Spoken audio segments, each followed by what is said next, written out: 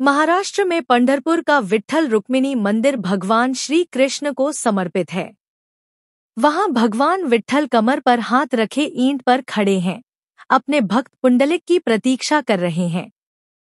12वीं शताब्दी में बने इस मंदिर में हर साल लाखों भक्त 250 किलोमीटर की पैदल यात्रा करते हैं।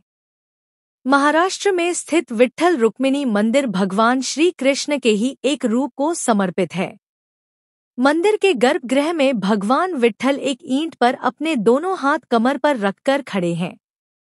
इस मुद्रा में वह अपने भक्ति पुंडलिक की प्रतीक्षा कर रहे हैं। इस मंदिर के इतिहास की अगर बात करें तो कहा जाता है कि मंदिर की स्थापना 11वीं शताब्दी में हुई थी। हालांकि मुख्य मंदिर का निर्माण 12वीं शताब्दी में देवगिरी की यादव शासकों ने करवाया था।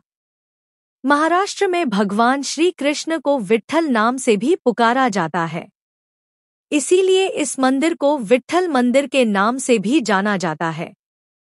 पंढरपुर में इस मंदिर के स्थित होने की वजह से यहाँ भगवान को पंढरीनाथ के नाम से भी जाना जाता है। इस मंदिर में भगवान विट्ठल के साथ माता रुक्मिणी की मूर्ति है। महाराष्ट्र के शोलापुर शहर में भीमा नदी के किनारे बसे पंढरपुर में विट्ठल का मंदिर बना हुआ है। पिछले 800 सालों से लगातार यहाँ पर हर साल पंढरपुर की यात्रा चल रही है। इस यात्रा में लाखों की संख्या में भक्त शामिल होते हैं और करीब 250 किलोमीटर की पैदल यात्रा करते हैं। इस मंदिर के पास में चंद्रभागा नाम की पवित्र नदी है।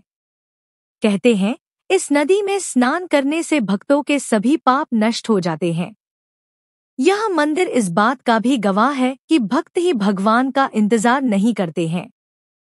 यदि भक्ति में शक्ति हो तो भगवान भी भक्त की न सिर्फ आज्ञा मानते हैं बल्कि उसकी प्रतीक्षा में खड़े भी रहते हैं।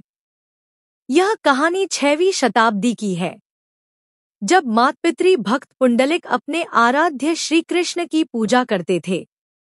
उस समय पुंडलिक की भक्ति से प्रसन्न होकर एक बार श्री कृष्ण ने रुक्मिणी के साथ पुंडलिक को दर्शन दिए। उन्होंने पुंडलिक से कहा कि हम तुम्हारा आतिथ्य स्वीकार करने लाए हैं।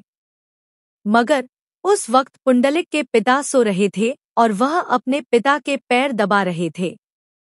पुंडलिक ने भगवान से कहा कि वह ईंट पर खड़े होकर उनका इंतजार करें। यह कहकर वह फिर से पिता के पैर दबाने लगे। भगवान काफी समय तक कमर में दोनों हाथ रखे ईंट पर खड़े रहे। जब पिता जागे तब पुंडलिक कमरे से बाहर आए, मगर तब तक वहां ईंट पर पत्थर की मूर्ति बन चुकी थी। पुंडलिक ने विट्ठल रूप का अपने घर में पूजन शुरू कर दिया। कालांतर में यह जगह पंढरपुर के नाम से प्रसिद्ध हो गई और महाराष्ट्र का सबसे बड़ा तीर्थ स्थल बन गई। बाद में यहाँ पंढरपुर वारी यानी पैदल यात्रा की शुरुआत हो गई। अस्वीकरण: इस लेख में बताए गए उपाय लाभ, सलाह और कथन केवल सामान्य सूचना के लिए हैं।